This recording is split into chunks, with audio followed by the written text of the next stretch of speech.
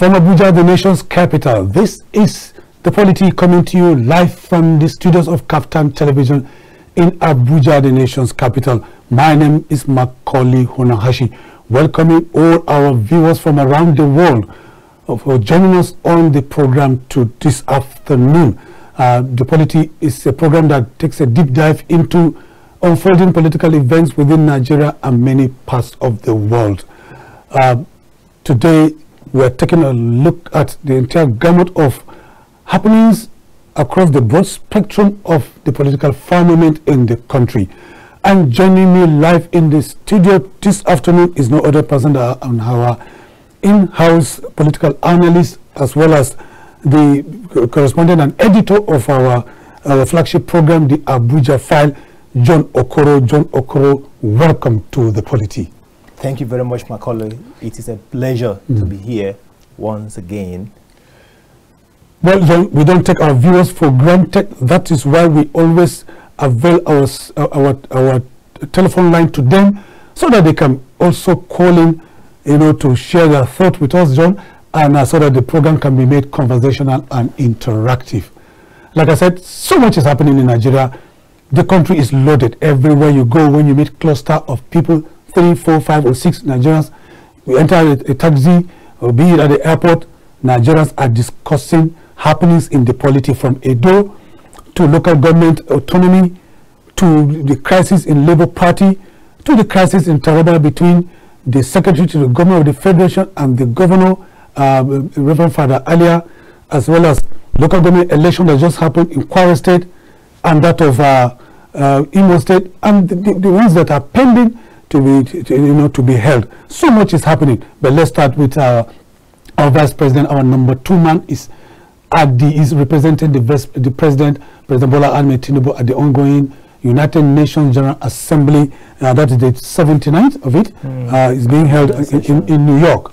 And while there, he gave an address yesterday, and what you took out of it, my takeaway from it is that about debt cancellation. And I was thinking, here is a president talking about debt cancellation, debt forgiveness for Nigeria and other developing countries from creditors and multilateral financial institutions. But you and I are living in a continent where we know that there's no transparency.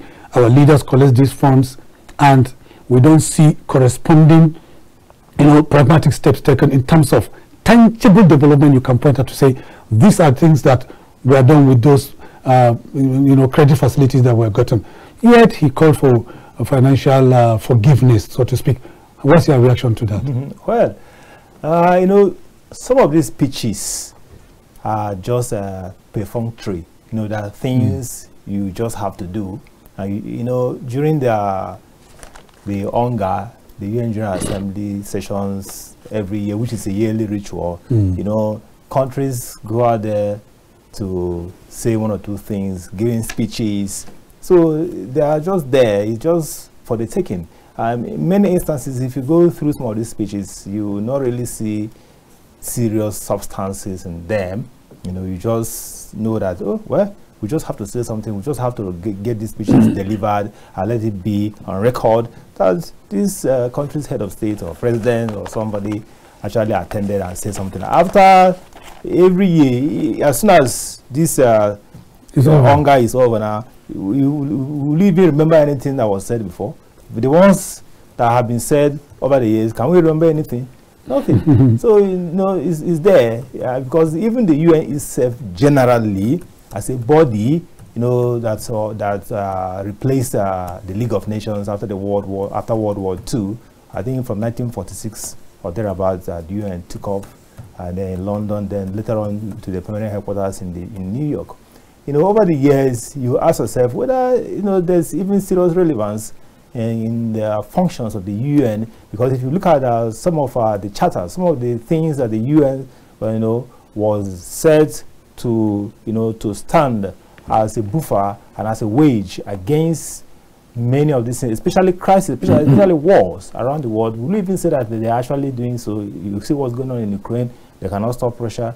The Middle East is boiling. The UN is just there. So sometimes you even ask yourselves, even some of these international organizations like the UN, haven't they actually outlived their relevance over these years, because because one of the motto, of the UN, I think is taken from a passage, I think from Isaiah, where he talked about beating your sword into plowshare, and there shall be no more war. You see there at the UN headquarters in New York. But it's been war all over. So the vice president representing our president there has to present a speech. But that's it. I think at the time, I even saw, I also heard them also talking about Nigeria being a permanent member of the Security Council. That was going to be my follow-up question. You understand? So, but for me, I think while multilateralism is good, whereby you have to, because peer, peer-to-peer kind of review amongst countries, it's okay. I understand talking about the globalization, the global world we live in today. But the fact remains that no matter what happens, I think it's very, very important for leaders, especially African leaders, to start looking inward, beyond, because the debt forgiveness they are talking about, if you use the regular Nigerian language, they will say, who send you? Who send you? Who send you? Who send you? To go and collect the debt. After all, can we not stay? Can't we live without debt? Like you mentioned earlier, if you look at the debt stock of the country today, running into about $120 billion, dollars. If you translate it actually, to attest to that, according to the Debt Management Office, in its first quarter, that's Q1 2024 report, Nigeria's domestic and external debt stood at 121.67 trillion naira. Okay, so that's equivalent about $91.4 billion dollars. Exactly. So it's about 121 trillion naira. Okay, not the dollar. 121 trillion. It's actually trillion naira. It's about 90-something billion dollars. Okay, so you could see how huge it is. And there has always been the fear of debt to GDP, debt to revenue, and on and on. But we say no, we have not crossed, we have not reached the red line. So, but we can do without it. And had it been that Nigerians are even seeing the results, the outcome, if you collect the debt, and you see what it's being used for, people will not complain. Nigeria was only able to service in the last 6 months this year.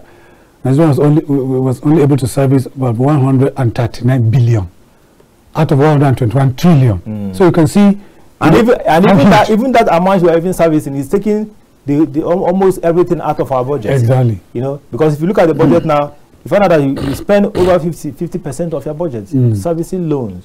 So by the time you remove this huge amount of money to service loans, then whatever you expect as a revenue, you use it for personnel costs. You understand? Then nothing is left again for development, for capital projects. So you have to go out borrowing. And even if you go out borrowing, it's okay. Let's go out borrowing and use it for capital projects. But still, many instances, even when you go out borrowing, you don't even use them for these capital projects. These funds are fretted away, and sometimes you even use it again for personnel costs. Within the system, people just personnel costs here means just to pay salaries and the emoluments of those who work in public service. As simple as that. So at the end of the day, nothing is left. The infrastructure continues to decay. Everything, just here along in Abuja here, just in Abuja here, across the federal highway that passes or that links Abuja to Nasarawa State through the Nyanya Maraba axis, all the way to Kefi and then to Jos, to Lafia, Macualey, wherever. In fact, it's a major highway that leads into Abuja. But as we speak now, that road at the Maraba axis has collapsed. It's giving way. If you go to that axis now, people have been in traffic jam since in the morning till now. It's a federal road, you understand? That's a major artery that brings, a major highway that brings people from almost more than half of Nigeria into the FCT. That road, as we speak, the Maraba section of that road now has collapsed.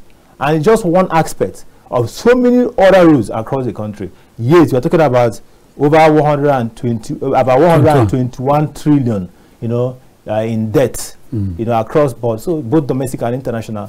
and foreign debt. So, and we are talking about debt forgiveness. And you see, all these figures are open. These guys, the multilateral institutions, the IMF, the Bretton Woods institution that give you these loans, they see all these things. They look at it under the presidency or under the Obasanjo administration. You understand how Obasanjo carried on with his shuttle diplomacy, going around the world with the help of Ngozi Okonjo-Iweala. Then, you know, at the end of the day, they were able to gain some level of debt forgiveness. Because, you know, over the years before 1999, under the military rule, you know, the economy just kept going down, and you will be shocked that despite the fact that Nigeria was owing so much, the military administration under Abacha took away a lot of money getting out of the country that we are still getting back today.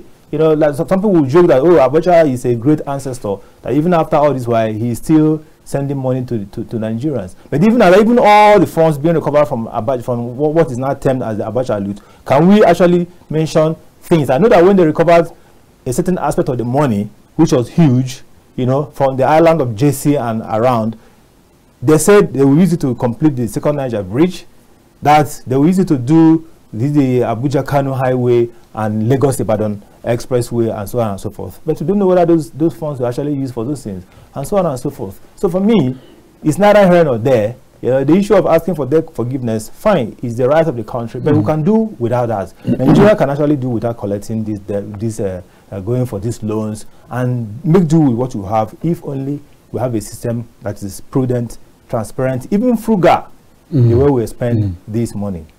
Well, the United Nations General Assembly is a high-level annual global event which we agreed, and you also, even though your earlier response seems to suggest that it's just a jamboree, but you also agreed that, in contrast, that it has created a platform for peer reviews, and for countries, you know, for countries to meet multilateral organizations and also cross-fertilize ideas. But let me go to the Security Council issue that you earlier, you know, raised. Nigeria has agitated for years to be a permanent member of the Security Council, and at that point that Nigeria started that move, the country could be said to be, in terms of every aspect, the giant of Africa, the leading economy in Africa, you know, the country of reckoning in Africa. But today, there are other countries that are more stable, and like you said also, these bigger economies are watching us, the multinational organizations are watching us. You know, Nigeria, you know, the Vice President also pressed home the points for Nigeria to be a member of the permanent member of the Security Council. There are countries like Egypt, there are countries like emerging South Africa, and even Rwanda, with stable economies, and there are factors that you know they look out for before they can even, you know, admit you as a permanent member. Should Nigeria continue to seek for that seat? Well, I think are we even qualified play a role, because I know that in the Security Council you have the 5 permanent members who with the veto powers. That's Britain, the USA, France, China, and Russia. They have the veto power. Then you have other members who come, who rotate. You know, Nigeria too at the time, you know, became very serious in asking for this, this membership. But for me, when it comes to international relations, it's a good thing because it will launder your image. But before then, I think, while it is not a bad idea, yes, there's nothing wrong if Nigeria becomes a permanent member of the UN Security Council. Good. For international relations, fine.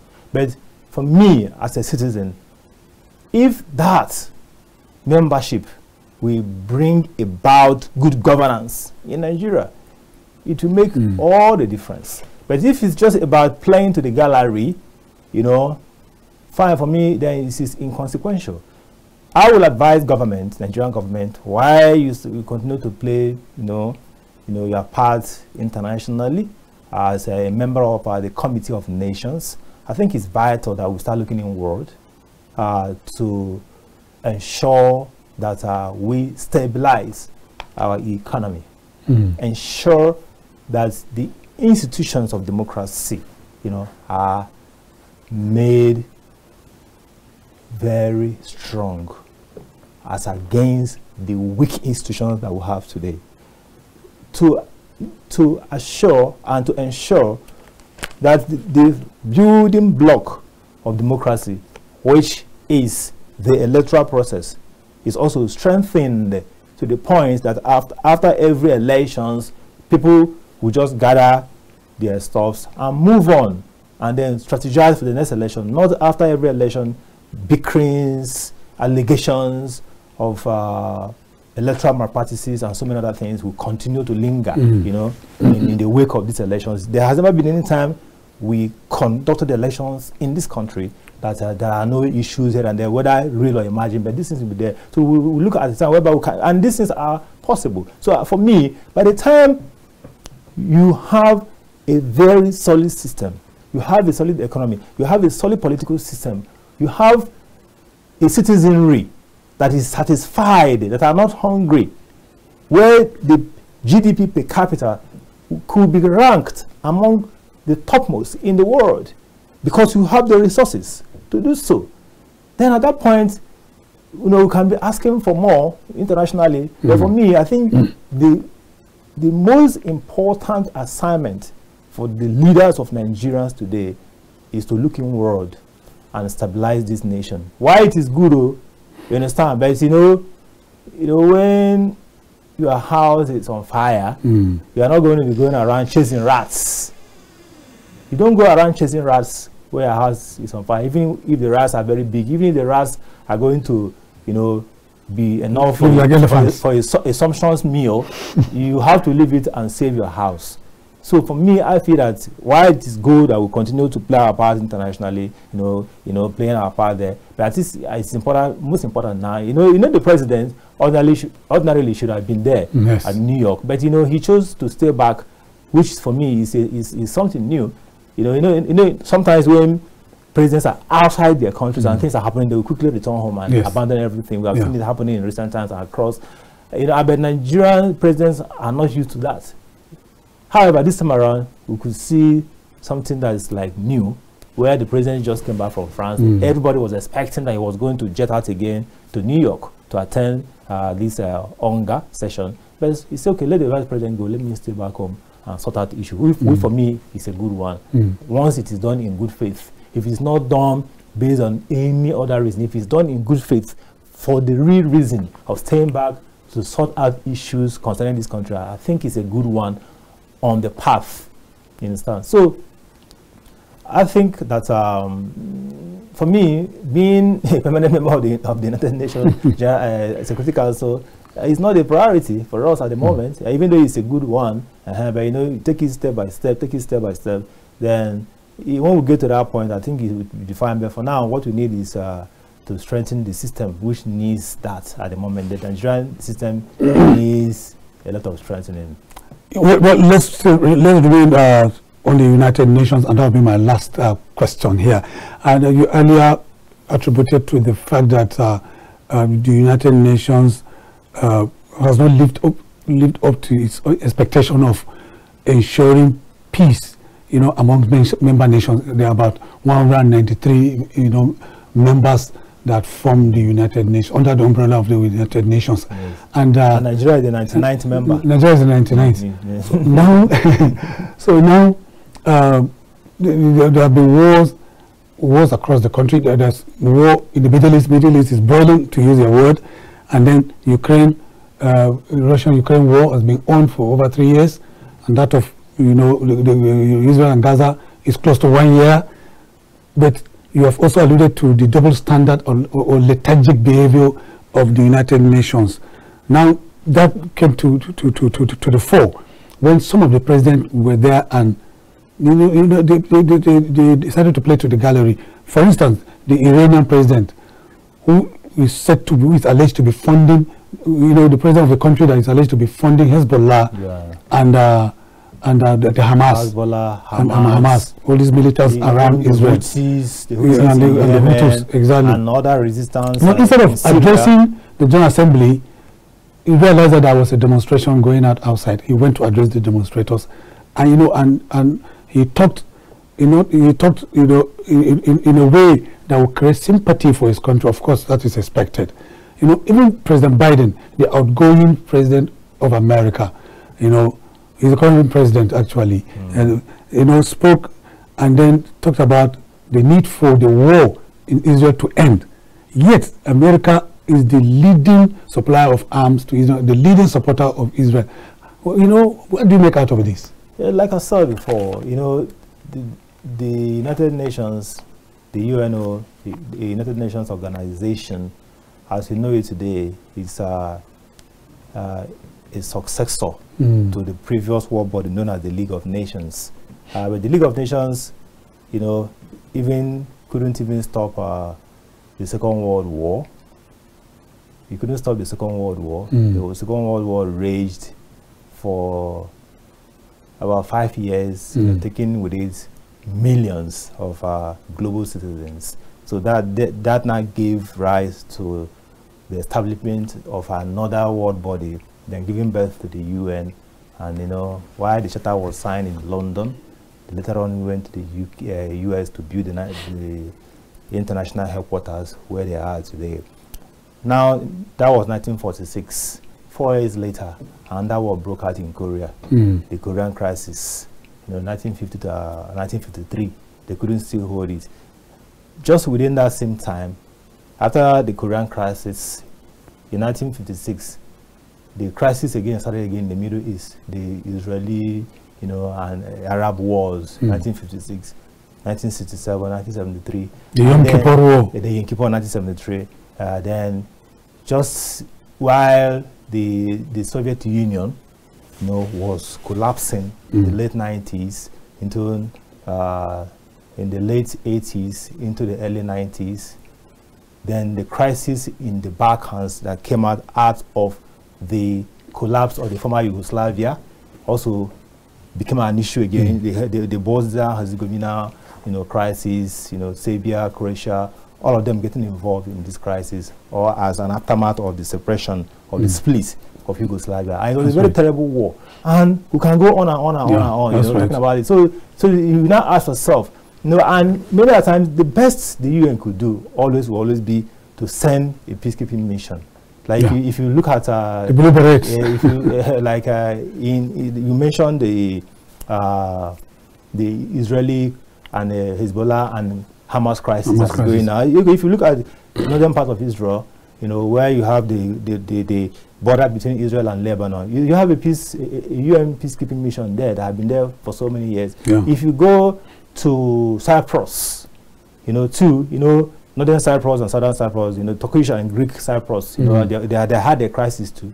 You know, along the buffer zones between the two countries, you have a UN mission there. Around the world, during the crisis in Sudan, the Darfur crisis, the Sudan crisis, there is a UN mission, UNMIS, and so many of them across the world. But even all these missions, many instances, do not help quell the crisis. And many times when this crisis go on, you see a lot of diplomatic movements going on, you know, amongst the UN diplomats themselves. But even as we speak today, even the UN, the former UN secretaries, generals, they were even more active in terms of shuttle diplomacy. If you remember, one of the UN secretary general they call Hamas Jod, you know, I think from one of these Scandinavian countries, either from Norway or something. You know, he actually died in a plane crash while he was on a mission over the Congo during the 60s, the early 60s, Congo crisis. A UN secretary general died while he was trying to shuttle to Congo to go and look at some of this. But today we don't see the UN secretaries moving around to these crisis-ridden countries to do something. They are just sitting there in New York and offering and issuing statements. And that's all. Even during this the Gaza Israeli Hamas crisis, at the time, you know, the Israeli government at the time was even trying to say that the UN Secretary General was actually being biased. You know, that he was not even bothered about the fate of the hostages, you know, who were being held by Hamas. So for me, why they are there, there's nothing we could do about it because it's a world body. But the fact remains that the real aim of setting up the UN, which is to assure global peace. Exactly. Are we getting it today? Exactly. The answer is no. okay, like during the time of the Russian-Ukraine crisis, people thought that, oh, that maybe with some kind of authority, the UN could do something, but nobody could actually hold down Putin to anywhere. It doesn't respect anybody. It doesn't respect the UN.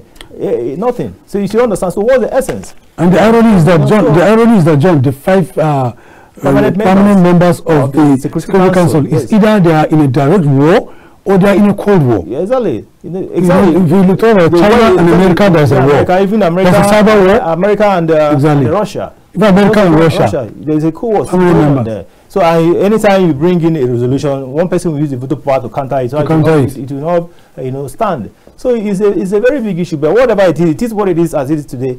However, for me, countries should start looking inward and start taking care of themselves. As long as they have the resources, you have a selling point. Let other people come and take advantage of your selling point. Then you can also patronize other people, and take advantage of their own selling point. But you must have something you have to give to the world that people will come to. So we talk about foreign investment, foreign direct investment. We talk about portfolio investment. We talk about so many things. We talk about even our own, local investors. But they cannot, invest in a country that is not stable in terms of the economy, in terms of security. So let's work towards building a great country where everybody will be happy. Then we can also talk about our role internationally. But we can be, juggling the two of them, which is normal. Well, I agree with John. We can continue to juggle the two of them, and hopefully we will get one side of the pendulum that will be in our favor. We're going to take a short break, and when we return, we'll come back to domestic issues that affect ordinary Nigerians. Majority of Nigerians don't care about what happens at the UN. What they are after is what is that thing that can bring food on their table. So that'll be after this short break. Please don't get anywhere. We'll be right back.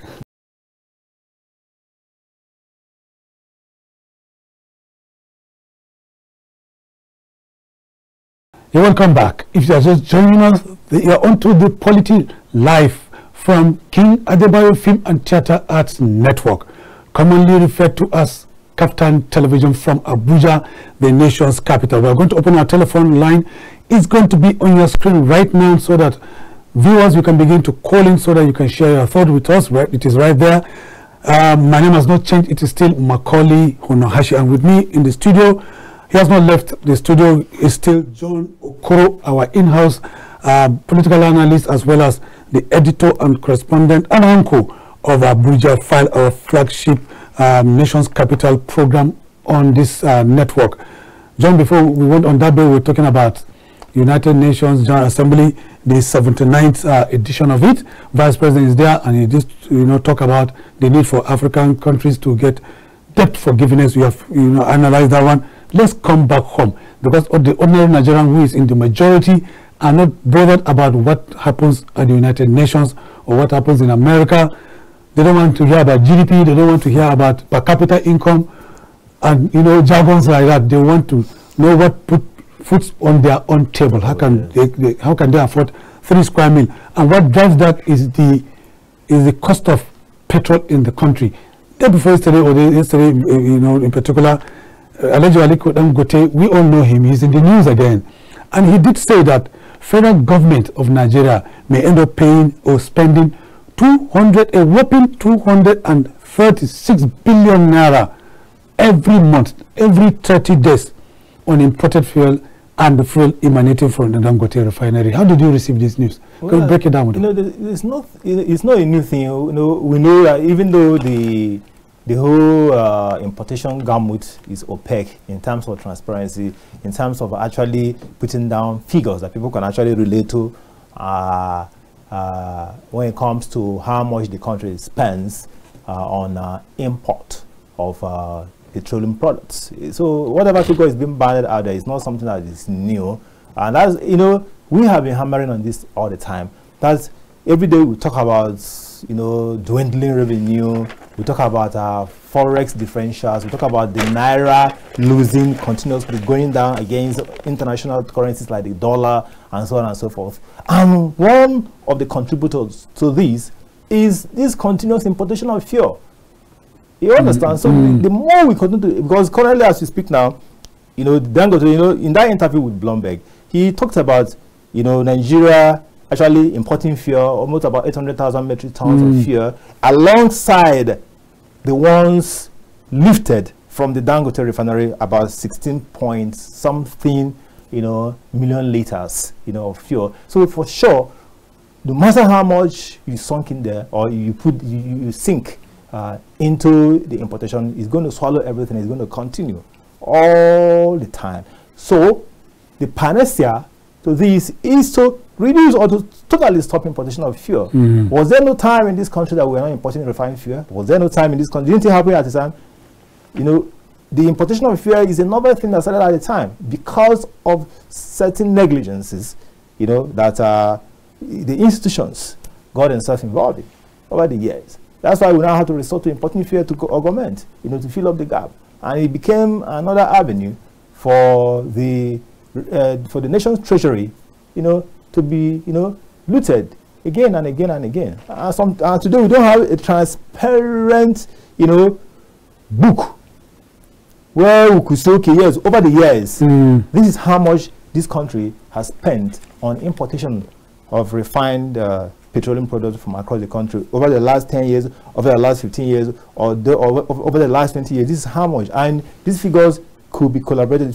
Anytime you wake up in the morning and you assess these figures, you can see them. They are there, you know, they are there, and they are there, and they are there, sacrosanct. But we don't have, there's no such thing. There's no such thing. If there is, I'm not aware. I don't know whether you're aware of, you know. So the fact remains that it is not rocket science that we are going to be spending this amount of money, or even beyond, in terms of paying for this fuel coming outside the country. But the only panacea I said before that will stop this is for us to stop importation. We can stop importation entirely. We could saturate this country with refineries of every type, whether modular, whether single train, whether whatever, or single line, as they call it, like the Dangote kind of refinery, you know, and so and others, so that you can make use of your God-given resources. There are countries like China. Do they have fuel? They don't have fuel like us. But have you ever heard one day that due to the scarcity of fuel, that vehicles didn't move in China, trains didn't move in China, planes didn't fly in China because of scarcity? That's the country that doesn't have even this.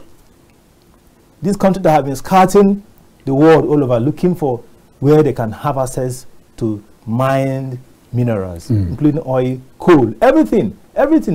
Even in China itself, you see them, people dying inside coal mine because they are looking for sources of energy. But yet, despite all this, you can't hear that in China that there was energy crisis.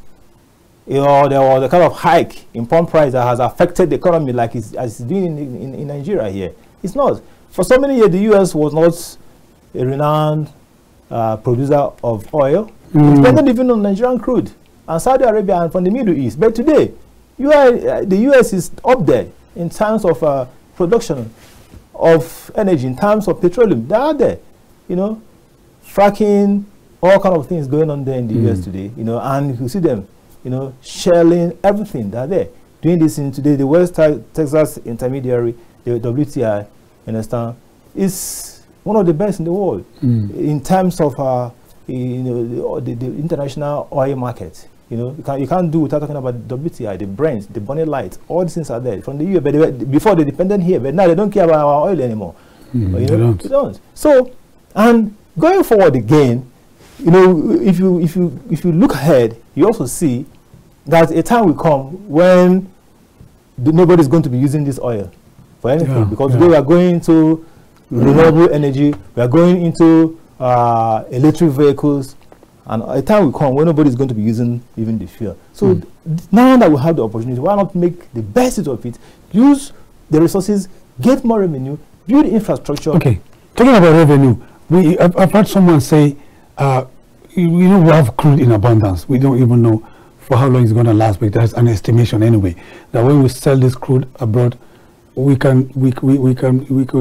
be inflow of dollars into the country that will also be used. But you know, but Nigeria lacks the mechanism or control over the mechanism, you know, that is used to tweak the naira exchange. I mean the currency exchange. You know, so our currency cannot be strengthened because we lack the mechanism to tweak currency exchange. So our naira will continue to remain weak because we are an import-dependent economy. Exactly, and then even with over-dependent on importation too of fuel, exactly. Which is done using a dollar, the foreign currency. So all the time the demand on the naira will be very, very high. Very high. You know, so but if we reduce the import of fuel, find out that the demand for the dollar in the country will be very, very low, very, very, very low. Because if you take away fuel importation, take away maybe health, tourism, school fees for students who are going to school abroad, and maybe one or two sundry matters again, you find out that one of the biggest items that leads the demand for foreign exchange is the importation of fuel into the country, and that's why the price of fuel, has continued to go up, because we are yet to jettison the idea of importation, even with the Dangote refinery, even with the hope that the Port Harcourt refinery is going to come on stream very, very soon. It's still there. You understand? So talking about the oil industry, we found out that why the oil is domiciled here, but those who are actually managing the oil for us are not Nigerians. Talk about the IOC, the internet. Okay, today we are talking about crude for cash business between some of these people and the NNPCL. And that's why today the modular refineries who are already in operation cannot produce fuel. They cannot produce PMS because they don't even have access to crude. Because the NNPC just gave about 400,000 barrels per day allocated to them from whatever is produced. Out of the, before we used to do 1.8 million barrels per day, we did even over 2 million barrels per day. Then at the time in our kingdom, due to the OPEC quota and everything, it has to be reduced to about 1.8. But even today, we're not even meeting up with the OPEC quota. We're actually doing about 1.2 in some instances. At the time, we even produce less than that, million barrels per day. So out of this, you find out that just about 400,000 or thereabouts, so 460,000, barrels, of this crude, are allocated to the NNPC. Now, that's why you see that Dangote have been having a serious running battle with the issue of crude, accessing the crude oil, because even the NNPC itself doesn't even have total control over the crude oil production in the country. So it's still there. So at the time, if you look at the PIA actually, in some sections, talk about local content, trying to empower Nigerians in that sector, in the oil sector, so that Nigerians can actually own this oil sector in terms of the technical know-how, in terms of the commercial aspects, in terms of even the operation, both up there, the upstream, the midstream, and the downstream. You find out that these very vital segments, components of the oil industry, in many instances are not even controlled by Nigerians. If you look at even the joint venture, project or joint venture contracts, you find out that the NNPC still needs other people with the technical know-how to sign a joint venture contract for those people to actually run this business for them.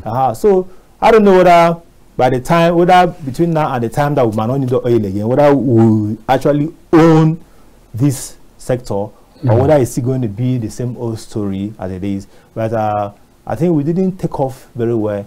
But maybe there's something about us. Sometimes we feel that there are some people who are out there who have a better knowledge, because I don't know why since 1956 and then 1956 when the oil was discovered, then 1958 when we began to export this oil. I don't know why from then up to now we as Nigerians have not been able to to train the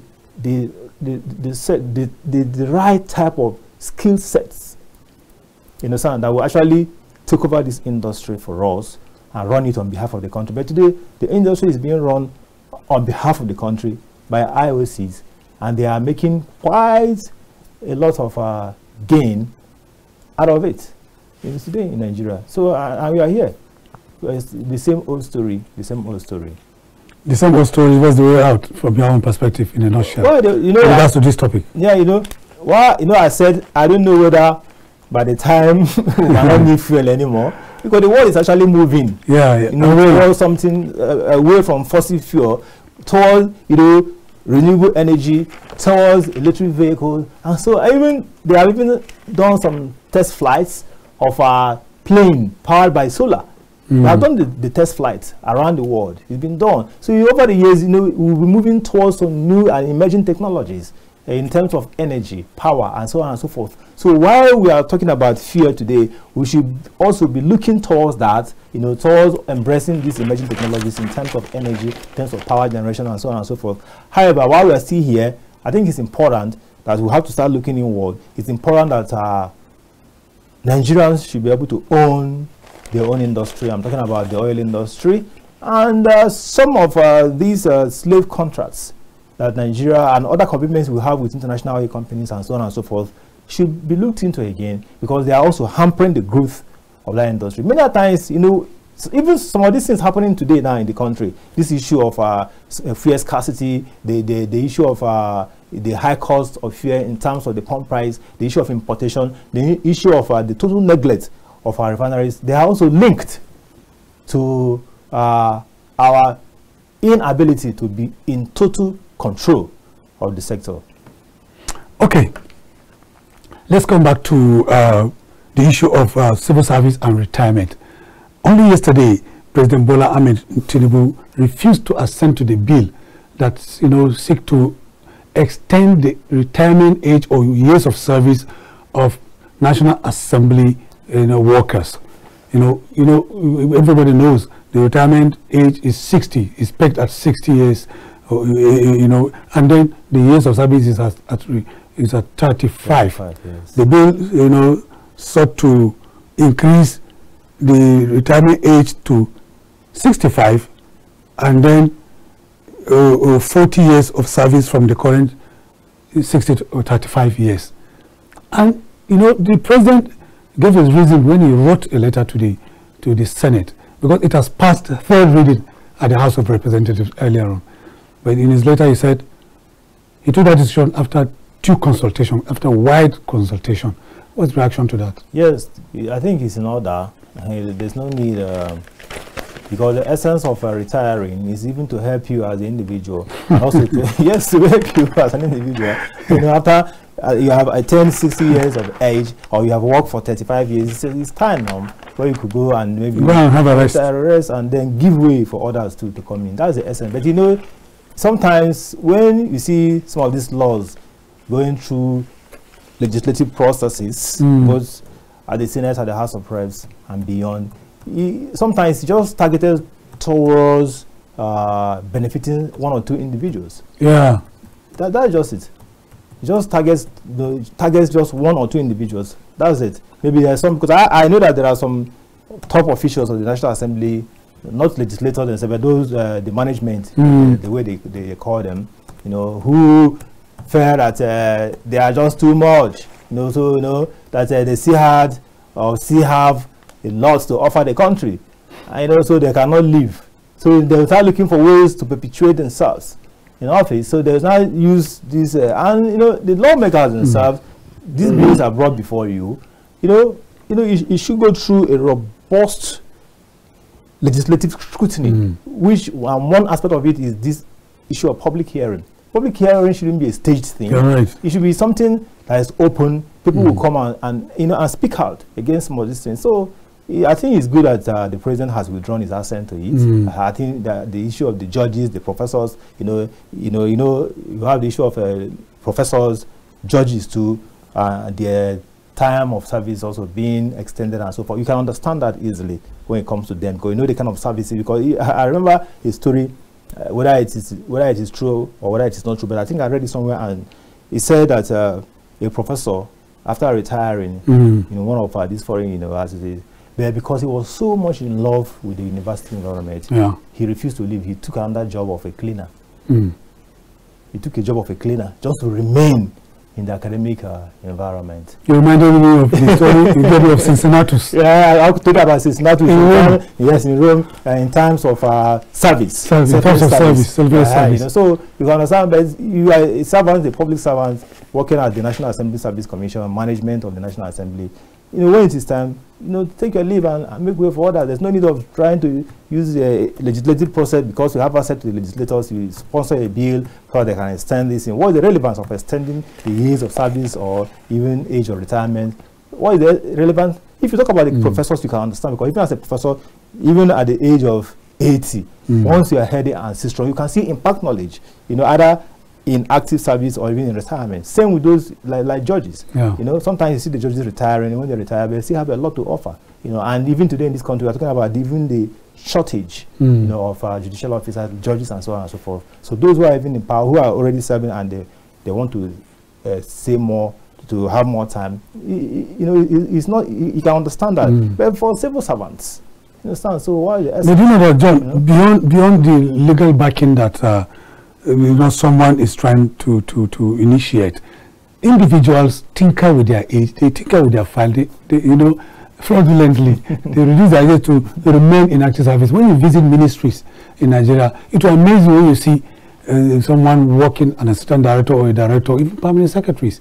You say that you'll be wondering, is this guy not more than 60? Yes, they have so many declarations, affidavits, different. So I was in a forum why this set of people we mentioned were, you know, so they were just playing among themselves. So they were asking each other, how many affidavits and what sort of age do you have? How many? You know, how many do you have? And they were laughing. Some say they have up to 4. I'm taking it for real. They keep reducing their age. They say they have up to 4. Some say they even have up to 3 or so. How many? So it was funny. But that's the situation in the system. Because, you know, once you're there, juicy, you don't want to leave. You don't want to leave. You know, so I've seen a situation whereby somebody retired. The person did not want to leave. The person was practically pushed out of the office. In fact, the subordinates had to go and change the key because the person kept on, you know, kept the spare key as usual. So the subordinates will come every day. The person who is supposed to succeed this individual will be hanging around. The seat is still being occupied by somebody who ordinarily should have been out of that office. So when the thing now got out of control, what did they have to do? They had to go and look for a key somewhere, a new key to lock the office, so that this person who doesn't want to leave will not have access to the office again. So it's the same thing. Because of the way we have glorified these things. Ordinarily, being a civil servant, working the public service, you know, should be a thing of joy.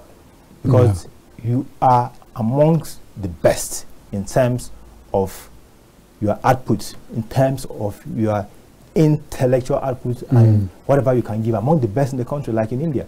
If you are not the best, you cannot serve, you cannot work in the Indian civil service. In fact, the Indian civil service, entry into the Indian civil service is the strongest test in terms of examination to enter, because they take nothing but the best. And the Nigerian civil service is also the same. Probably it's also the same. You know, if not for the issue of maybe corruption coming here and there, you know, inside. But ordinarily, if you have to read the Nigerian civil service in terms of the caliber of individuals they have there across the service, you know, is among the best in the world, Nigerian civil service. But you know, because of the size, it's just too big. You know, so it's almost out of control because it's too big for the head of the civil service of the federation to control. It's just too big. Ordinarily, you don't have to have this kind of size in terms of public service or civil service. It should be very light. Very, very light. You just have some few important ministries that will coordinate the affairs of government. Then you lay the foundations and you give what I call the regulation, the regulatory foundation for the growth of and development of the nation comes from the civil service, because that's what government is all about.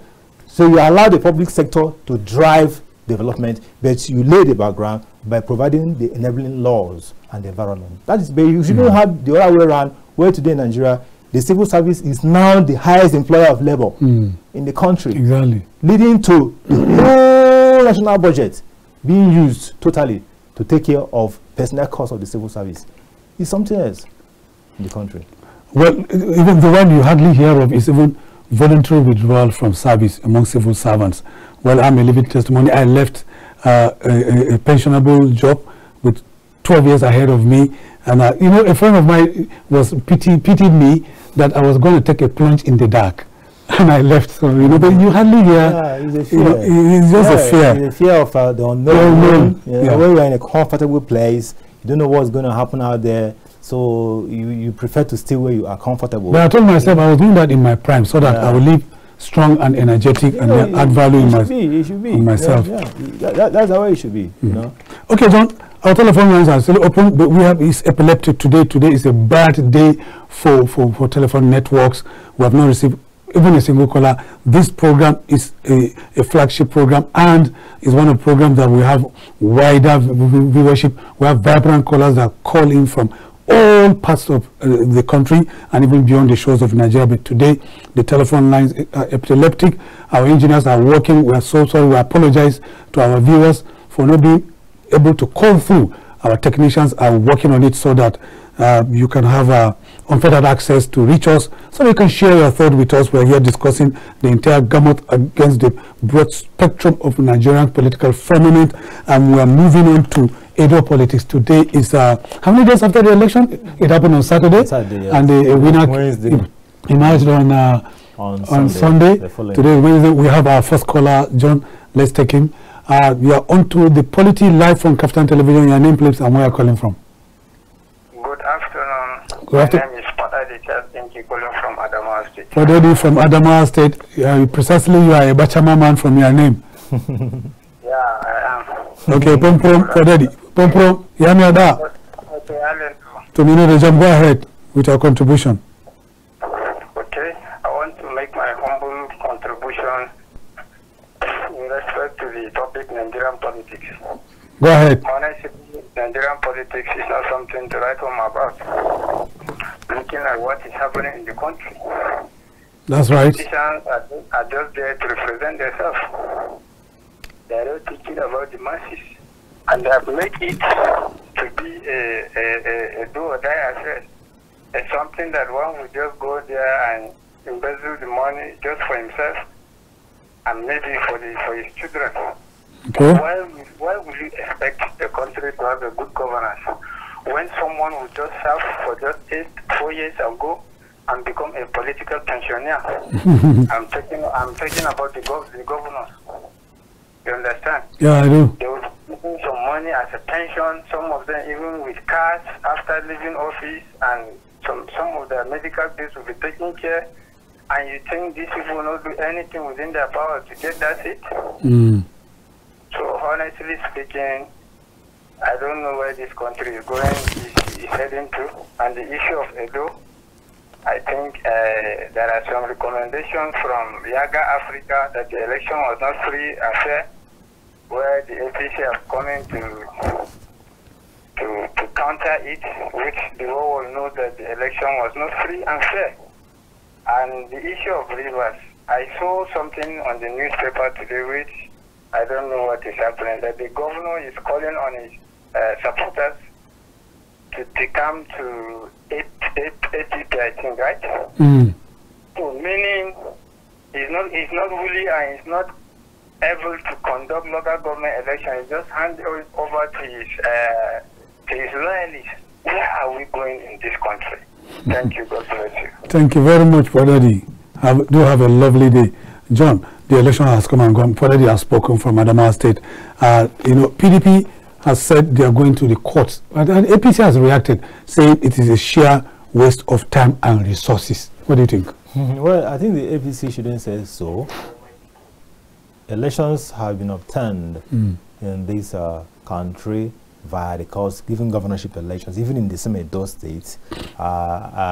Comrade, Senator, former Governor Adams Oshomole actually was a beneficiary of judicial pronouncements, and it was done by the diligent prosecution of his case by the court.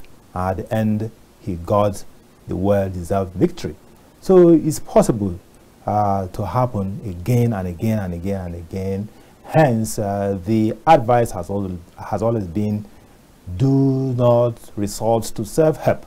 If you have issues with any election, follow the right steps as recommended by the law. I think the APC should just maybe support their victory and wait for these guys to go to court, and let's see what the court will say. Okay, let's take this second caller. Good afternoon, your name please and where you're calling from. We've lost the caller. Yes. So they just support their victory, you know, enjoy it while it lasts, and allow those who feel aggrieved. If you beat a child, are you still going to tell the child not to cry? No way. So they are aggrieved. They are not happy. They feel that they have been cheated. You know, the federal might was in play and on and on. So these are the things we are hearing. The civil society organizations like the Yaga Africa, they have also come out with their own report, which is a little bit damning. You know, even the P2B, the candidate of the LP in the last presidential election, he has also said something about not just even the former PDP national chairman Secondus, you know, and so many others have been saying things about it, you know. So it's okay. It's okay. INEC, you know, has given their verdict in terms of the winner. So let the process continue, you know, but allow those who want to go to court, and don't preempt the court. What the court will do. That's what I have to say about that, because a lot has been said about the elections in terms of the process, especially the collation. Everybody said, okay, in terms of logistics, it was great. In terms of accreditation, it was great. But when in terms of voting, it was also good. But when it now came to collation, that was where Nigerians say, water don't pass Gary. Is that why the publicity secretary of APC in Edo State, Peter Owadiage, said PDP should bring evidence that they were aided to win the election? They were aided by INEC. Exactly. You know, they said that they will go to court. You know, once the courts, you know, are fair and independent, you know, and the facts are brought before it, I think it's incumbent upon the court to do the right thing. I know that elections have been overturned in this country, like I said before, at every level, at the governorship level, local government level, and even at the National Assembly level. You know, you could see people losing their states to another person based on court pronunciation. Like we have off-circular elections in Edo, like we just had. Another one is coming up in November in Ondo State. Yes. There's Anambra, there's Kogi State. You know, these are off-circular elections, and some of them came as a result of our court pronouncements. You know, so the only thing there is savour your victory. You understand, and allow those who are grieving to cry.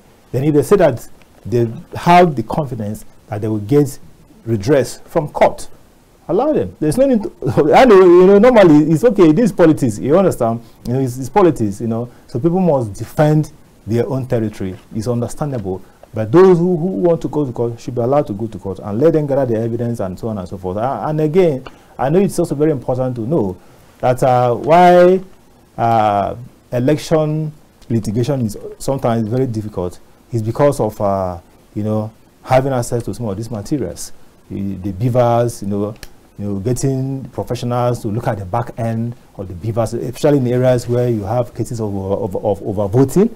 You know, like, you know, we heard during the same election that there was some kind of overvoting in elsewhere where you have total number of registered voters, total number of those who voted, you know, being less than the numbers that were now entered, and on and on and on. So let all the authorities, especially INEC, also be at the disposal of the litigants if they wish to continue with the case, and provide them with all the necessary material, because these materials are actually public materials. They are public property. They are not. So when someone approaches INEC, for example, and says, okay, we need these polling booths, these polling units, ballot paper, they should be give it to them. Okay, let's take this caller. Good afternoon. You are on to the Polity live from KAFTAN Television. Please, your name and where you're calling from. My name is Onyebuchi. Onyebuchi, go ahead. From where?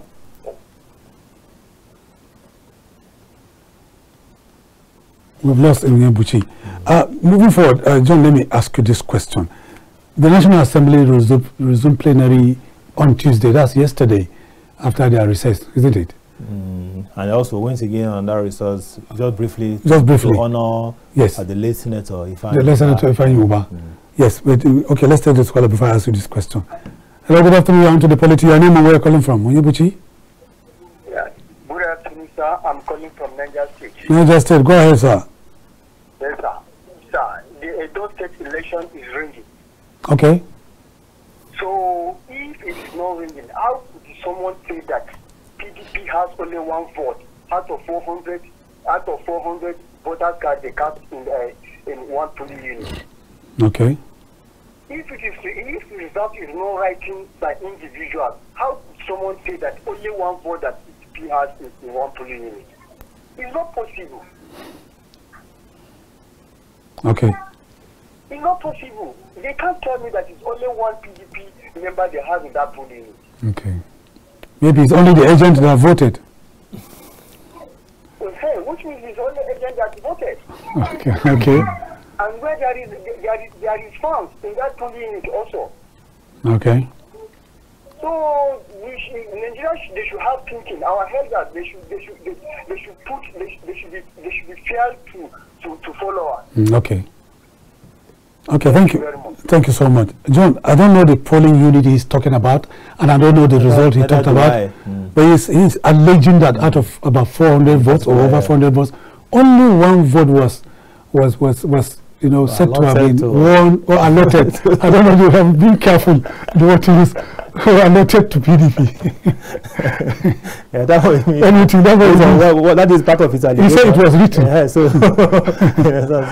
Nigerian politics. That is it. You know, a lot of things have been flying. You know, during the election broadcast, we actually mentioned that more focus and attention should also be paid to the local places. Okay. The local governments, the interiors, far-flung places. Because in many instances, these are the places where you may or may not have some of these election malpractices. In the city centers, we have a lot of monitoring, we have a lot of observers, we have a lot of police, army, and the rest of them. So it's hardly, even though it takes place here and there, but where these things happen a lot in many instances, could be said to be within the interiors of the states. Well, like I said earlier, John, National Assembly resumed. They also went on a very short break to honor their colleague, late Senator Ifeanyi Uba. I'll be asking you, there were correspondences that were read, emanated from Mr. President. They were read on the floors of the two chambers. One of them is the President seeking approval for FCTA supplementary budget. You are the chief correspondent of KAFTAN Television covering the Federal Capital Territory as well as the anchor of Abuja file. I'll be asking you that question, how justifiable it is or how auspicious. But that'll be after this short break. Please don't go anywhere. We'll be right back. You're welcome back. If you're just joining us, this is the Polity coming to you live from KAFTAN Television studios in Abuja, the nation's capital, specifically Katampe. And KAFTAN is the acronym of King Adebayo Film and Theatre Arts Network, commonly referred to as KAFTANTV. And this is the Polity. Our telephone lines are open so that viewers can continue to call in to share their thought with us.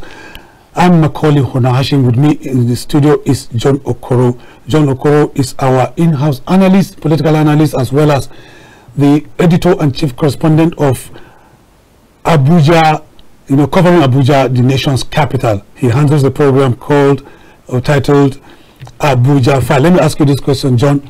In the last 1 year, we have seen the difference in the FCT.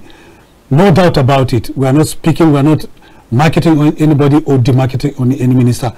Governor Nyesom Wike, who is the current Minister of the Federal Capital Territory, has done enormously well in terms of physical development. You can see infrastructure dotting the entire length and breadth of the Federal Capital Territory.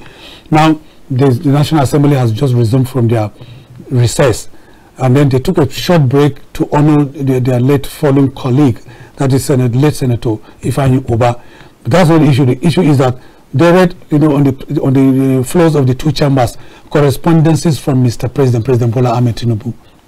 One of them is the President seeks the approval for FCTA supplementary budget. How auspicious is that? Because you are the one covering the Federal Capital Territory for KAFTAN Television. It's great because when Barrister Ezenwo Nyesom Wike came to power, was appointed a minister and resumed on the 21st of August last year. That one of the first things he did was to seek the removal of the FCT from the Treasury Single Account, the TSA. And you know the TSA is the general pool where every government money, goes into. So he sought for that, and the president approved that particular request as well. And the essence of seeking for that was because when Wike came, Wike saw a huge gap in terms of development in the FCT. I'm talking about infrastructural development, because Abuja, being a world-class city, well planned, but over the with a master plan, over the years, the master plan, was being, maybe messed around and messed up with, by subsequent administrations. Even you have green areas where you are not supposed to build. These places were built up.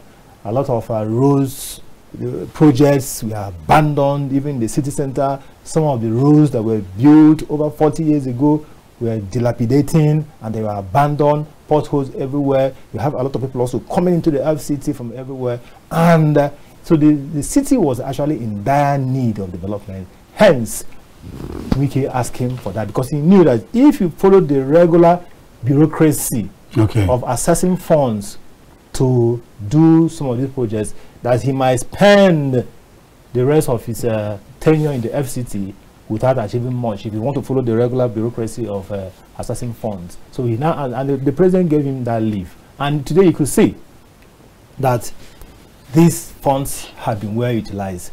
And it's not only in the city center here. Wike has also gone to, Abuja is a very peculiar place. In most capital cities in the world are actually single cities with maybe a city council administration and a mayor. If you Washington, London, you see, but Abuja is a territory. Abuja is a state. Abuja is made up of the federal capital city, which is the city center, where you have the 3 armed zones, the administrative center, the diplomat center, and all sort of people being in the city center. But you also have the territory made up of what we call satellite towns, where you have communities, towns, villages, where people live. And most of the population of the FCT live outside the city center. But these satellite towns over the years too have been neglected.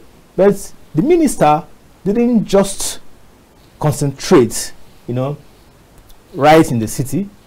He also ventured out of the city center to the rural areas, the satellite towns, to build infrastructure for them. And I can assure you that in the next 1 year or thereabouts, that most of the satellite towns in the FCT would have been opened with great access roads to make it easy for people to come and go.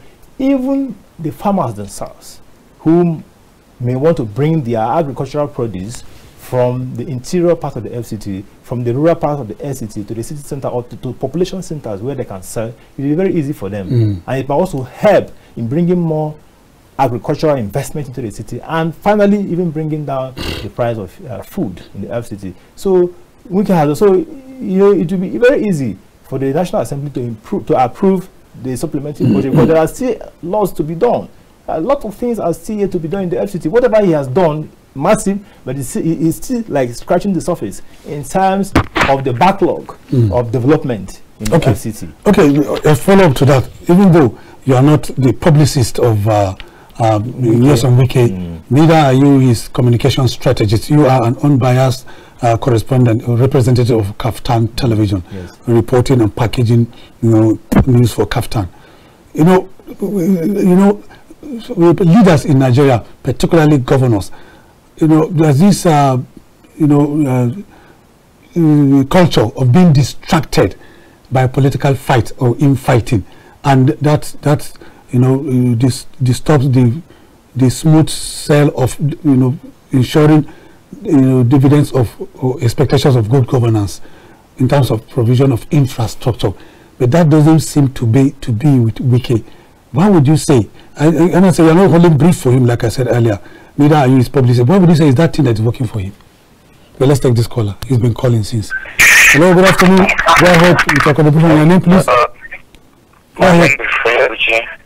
Go ahead, sir. Sorry. Okay, sir. All I am begging Nigeria is that to stop voting.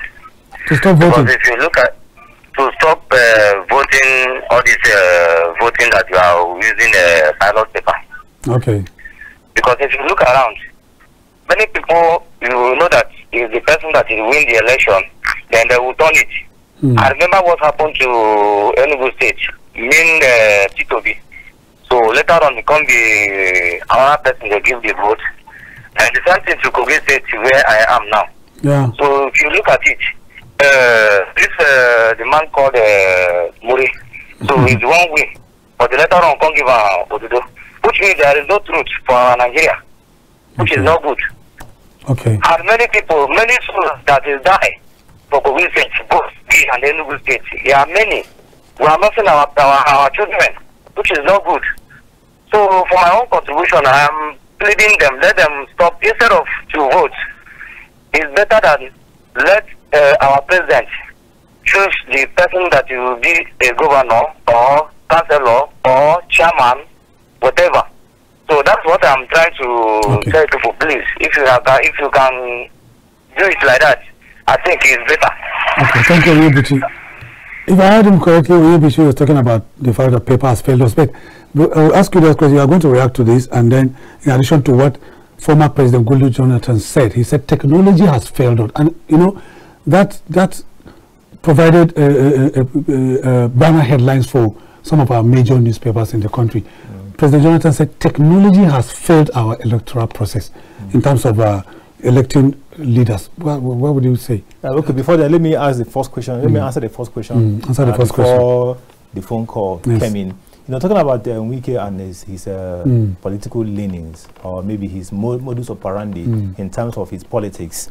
You know, for you to be a politician, you must develop a style, which in some instances, it might not be the very best in terms of public perception, but for you, it works for you. Yeah. You understand? And for you to also survive, because politics, so they call it the murky water of politics. And for you to be a minister, you have to be a politician. Yeah. For you to be a governor, you have to be a politician. That's right. For you to be a local government chairman, you have to be a politician. That's for you to be appointed into some of these public offices, you know, by the president, you have to be a politician.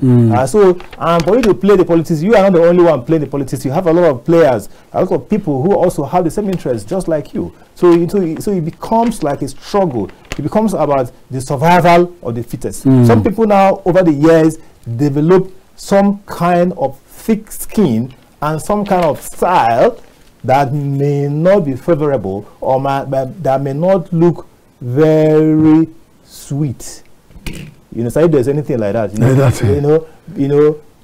or palatable, or you know, or burn. You understand? Before the public, it might look very rough, very raw before the public. You understand? But for the politician who is playing the game, for him that style works for him. You know, so I personally, you know, I don't have any issues with Wike and his style of politics. I'm only concerned about his output as a public servant.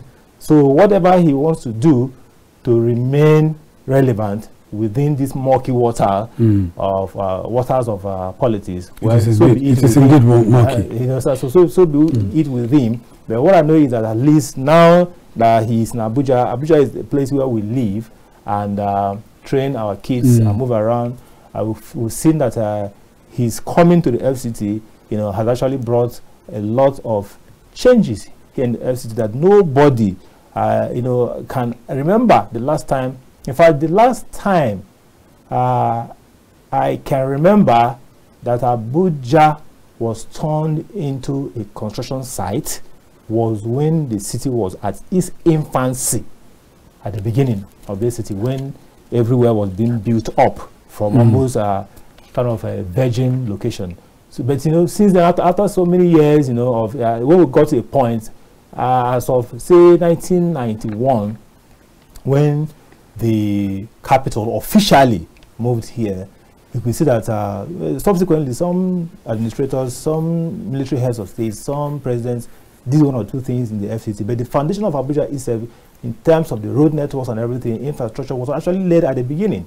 So which we expected those guys who came afterwards to build upon them, but many of them didn't do so. Many of them only took advantage of what they can gain from here, being administrators, being FCT ministers, being presidents or whatever. But this is the first time I'm seeing this city coming back again to life, you know, in terms of development. But, you know, so for me, that is my own take. So whatever Wike does for his politics, you know, that's left for him. That's his own style. I know politics is transient. So when you are still relevant, you do what you can do to remain relevant. Because tomorrow, you will definitely not be there forever. Okay.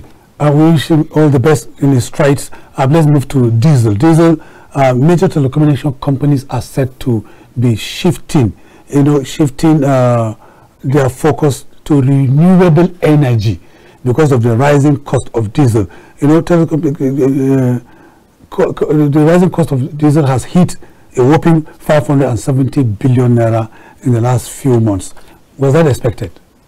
Well, you know, diesel is a deregulated commodity over the years. So at the time, it even hit about 2,000 per liter. It's now about 1,460 per liter. Until Dangote came with his refinery and started to refine diesel, and they brought it down to about, at the time, they are struggling with operational costs. Exactly. So at the time, it was 1.2, then at least I think it revolves between 1.3, 1.4 and thereabout currently in the market.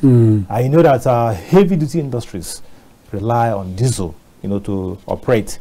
You know, companies, huge companies, manufacturers, industrialists, you know, they actually depend on diesel, you know, because of the unstable nature of our power supply in the country. Because if you really have, if you have solved the issue of power supply in the country, where companies can actually rely solely on power supply, because this power supply is reliable, you know, there will be no need to start talking about diesel. You know, people will still use this commodity as a supplement to the national grid, to power supply. But because today the power supply itself becomes the supplement, why diesel or fuel, you know, becomes the mainstay of the supply itself.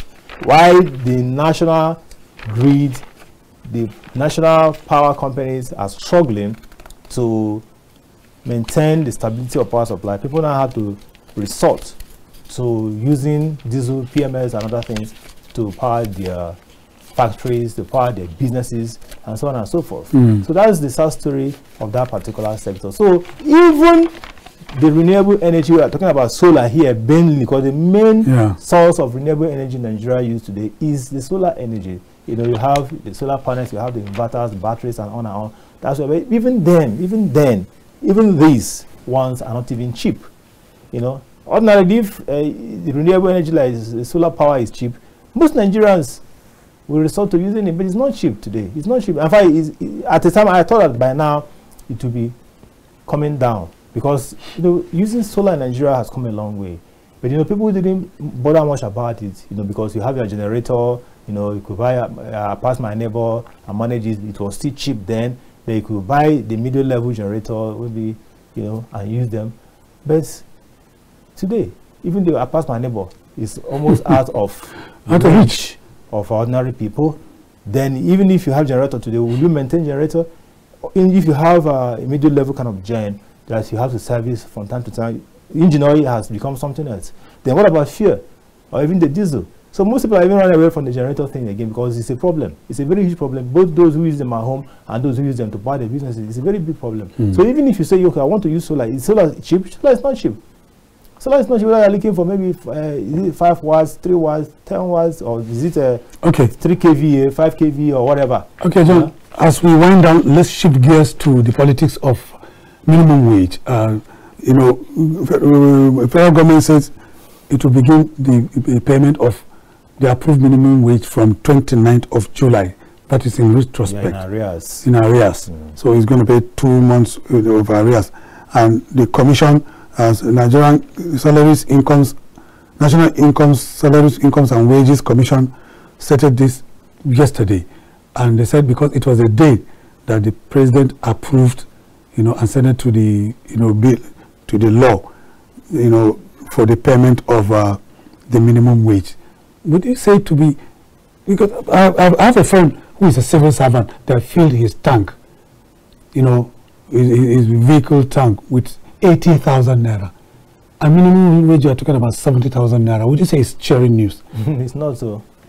Honestly, it's not. There's nothing cheery, you know, about the minimum wage story, because you can't even, the money cannot even take you home. You can't take you home. Assuming that because minimum wage is for the lowest cadre, you know, in the civil service. You know, that's their money. Then for those who are up there from level 8 up to level 17, they have the consequential adjustments. You know, so if you are earning this because of the minimum wage, they have to adjust your salary to some amount of money like that, just a little bit of it. You know, it's nothing. And you know, most people, again, when they talk about minimum wage, Nigerians will always think of the public servants or civil servants. No, minimum wage is for everybody. For everybody. Yeah, the minimum wage act, every minimum wage act, like the current one now of this year, 2024, it will specify those who fall within the bracket of being paid minimum wage. You understand? And it covers almost every aspect of the working class in this country. So minimum wage is not just about the public servants or about civil servants.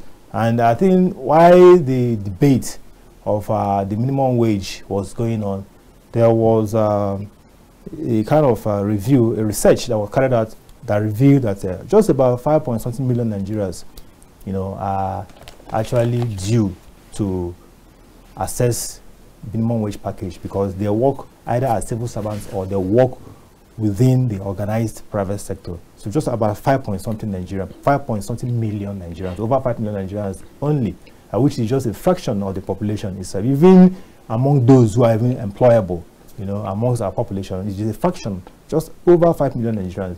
And why do they fall into the bracket? Because they work as civil servants and they work in the organized private sector, so they can earn this minimum wage. But what about other Nigerians who are also working, but because the minimum wage laws or, you know, provisions are not even strong enough? You know, the labor centers themselves are not even strong enough to even say, okay, we must enforce this minimum wage. Because there has always been this question: who enforces the minimum wage? Who enforces it? No one enforces it. It's a law that enforces it. Yeah, but the issue is who cares about going to maybe to sue an employer, you know, because the employer is not paying minimum wage? Nobody cares to do that. So beyond that, the 70,000 naira as the minimum wage in Nigeria today is very, very, very poor compared to the state of the economy today in the country. Okay, thank you, John Okoro. Thank you very much for giving us your time out of your busy schedule to come on to the Polity. Thank you. It's a pleasure. My pleasure. That's the size of our package. On behalf of our producer, Ruben Okala, and the entire production team, particularly my guys in the master control room, my name is Macualey, saying thanks for being there. See you next time, and bye for now.